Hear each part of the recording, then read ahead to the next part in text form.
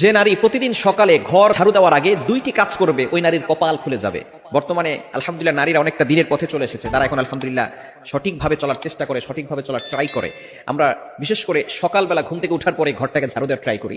ঘরটাকে ঝাড়ু দেয়, বিশেষ করে মা বোনেরা যারা আছেন ঘরটাকে পরিষ্কার পরিচ্ছন্ন রাখার জন্য ঘুম থেকে ওঠার পরেই ঘর ঝাড়ু দেয়। এই ঘর ঝাড়ু দেওয়ার আগে কিছু কাজ করতে হবে। দুইটি কাজ যদি নারীরা করতে পারে ওই নারীর কপাল খুলে যাবে। এক নাম্বার হচ্ছে ফজরের সালাত আদায় করা। ফজরের 2 রাকাত ফরজ নামাজ আছে না নাই? ফজরের নামাজ কয় রাকাত? মোট হচ্ছে 4 রাকাত, 2 রাকাত সুন্নত, 2 রাকাত ফরজ। নবীজি সাল্লাল্লাহু আলাইহি সাল্লাম জানিয়ে দিয়েছেন, সহিহ মুসলিম শরীফের হাদিস, যে ব্যক্তি ফজরের 2 রাকাত ফজরের নামাজ আদায় করবে, আল্লাহ পাক রব্বুল আলামিন তাকে জিম্মায় নিয়ে নেবেন। ওই ব্যক্তিকে দুনিয়ার কোনো শত্রু কোনো ক্ষতি করতে পারবে না।